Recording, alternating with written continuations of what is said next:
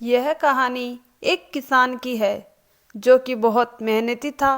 वह बड़ी मेहनत से खेतों में अनाज उगाता था और उसकी देखभाल करता था। पर अक्सर उसकी फसल खराब हो जाती थी। कभी सूखा पड़ जाता, कभी बाढ़ आ जाती, कभी तेज धूप, कभी आंधी। कोई ना कोई कारण से उसकी फसल खराब हो जाती।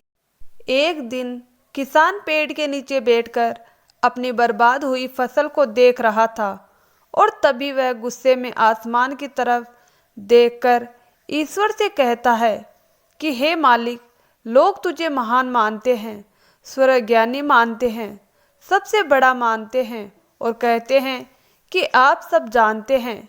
लेकिन मुझे ऐसा लगता है कि आपको कुछ भी नहीं पता। मुझे यह लगता है कि आपको तो यह भी नहीं पता है कि फसल कैसे उगती है। अगर आप यह जानते होते तो हर समय जो बाढ़, आंधी और तूफान आते हैं वह कभी नहीं आते। आप नहीं जानते कि कितना नुकसान उठाना पड़ता है हम किसानों को। अगर मेरे हाथ में ये शक्ति होती कि जैसा मैं चाहूँ वैसा मौसम हो जाए तो फिर आप देखना मैं फसल को कितने अच्छे तरीके से उगाता हूँ। तभी उतने में ऊपर से आवाज आई, मैं तुझे यह शक्ति देता हूँ। आज से तू जैसा चाहे वैसा मौसम करके अपनी फसलों की रक्षा कर सकते हो।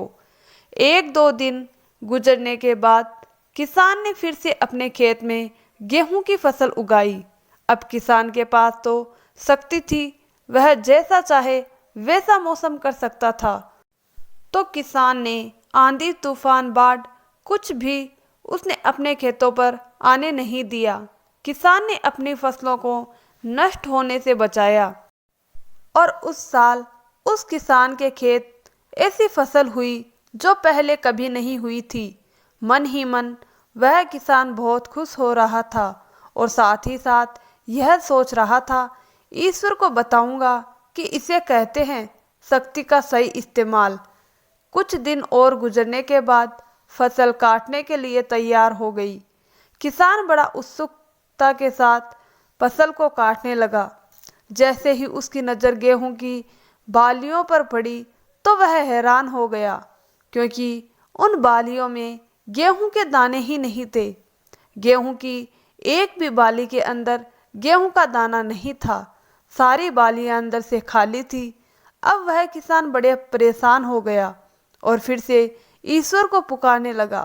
वह जोर जोर से चिल्लाते हुए यह कह रहा था कि शायद तूने मुझे कोई सजा दी है।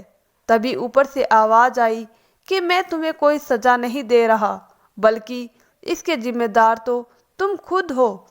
तुमने अपने पौधों को संघर्ष करने का मौका ही नहीं दिया। ना तो तुमने उन्हें आंधियों से जूझने दिया और ना ही तेज बारिश सहने दिया और ना ही धूप में तपने दिया। एक भी चुनौती का सामना तुमने उन्हें नहीं करने दिया। इसीलिए सारे पौधे अंदर से खोखले रह गए।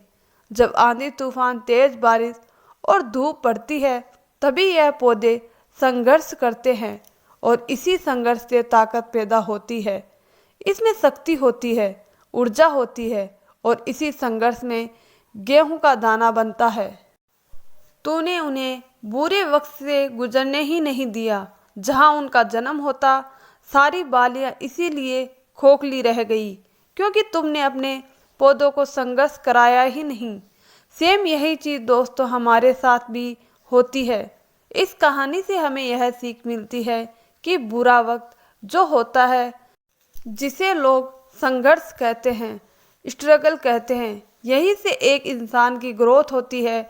आपको पता होगा कि जब एक डायरेक्टर कोई मूवी बनाता है तब वह डायरेक्टर सबसे डिफ़िकल्ट रोल अपने बेस्ट एक्टर को देता है। तो जब भी आपको ऐसा लगे कि आपकी ज़िंदगी में तकलीफ़ है, बहुत ज़्यादा प्रॉब्लम है और आपकी किस्मत खराब है, तब खुश हो जाइए, क्योंकि उस ईश्वर ने यह सारी प्रॉब्लम आपकी लाइफ में क्यों दिया है।